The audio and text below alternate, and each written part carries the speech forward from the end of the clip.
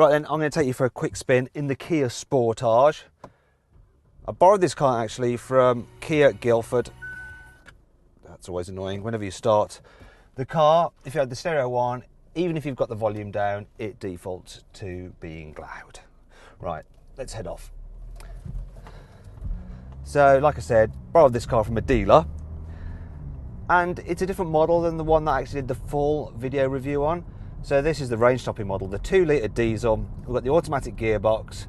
We've also got the 4-wheel drive system and top of the range spec.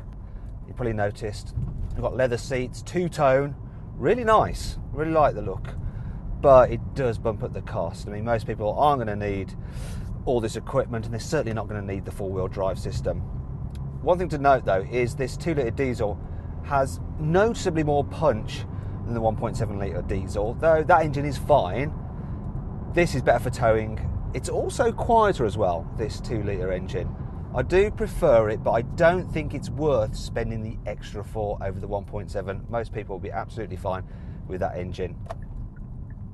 So we're just driving a little circuit in the car, trying it out, and on the whole this Sportage is very nice to drive. So it's very simple, the controls are light. This one is the automatic, so don't even have to change gear. Got some paddle shifters here on the steering wheel. Little bit unnecessary in this kind of car, because while it might be called the Sportage, I wouldn't say it's all that sporty to drive. It actually shares its body and chassis with the Hyundai Tucson, but it has different suspension settings. And yes, the Kia does have a firmer edge to it, a sportier edge, so it doesn't roll quite so much in the corners. But it's still no sports car. You know, this is a crossover. It's a tour vehicle, so you get a good view out up the front, see over the traffic. You do get a bit of a blind spot from that pillar there, and if you look over my shoulder, you'll see a blind spot as well, the rear 3/4, which can make it a bit of a pain when you're pulling out of a tricky junction. But on the whole, yeah, it's really easy to drive and to manoeuvre in town, despite being a big car, and it's comfy as well. So, like I said, the suspension's a bit firmer than on a Hyundai Tucson, but still it's comfortable enough. And you're not going to complain about the ride quality. It does quite a good job of finding out the bumps in the road, but it just has a slightly sportier feel to it.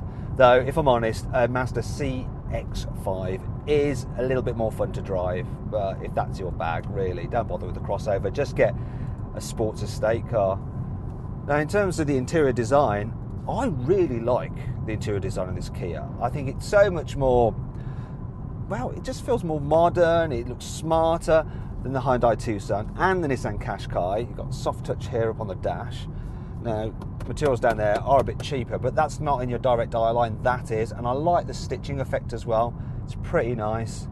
And the touch points, all the major touch points where you rest your elbows, up there on the doors, yeah, it's got enough soft touch yielding materials to keep you comfy. I do quite enjoy driving this car. I, like I said, wouldn't go for the automatic. I would go for the manual. Save yourself some money. But the automatic it's all right. It's not one of the best on the market, but it's not bad at all. And on the whole, this is a generally comfortable, relaxing car to travel in. And it's fairly quiet as well. You don't get too much tyre roar or wind noise. So I think if you buy this car, you're going to be pretty pleased with it. Infotainment system, that's generally good.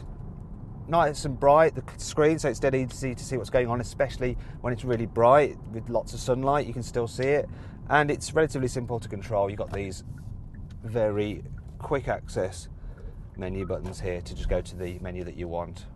Right then, so I'm just going to pull up here because we've done a little circuit, and that concludes our 360-degree video in the Kia Sportage. Now, if you want to see some more video content on this car, just click in the top right-hand corner on the card.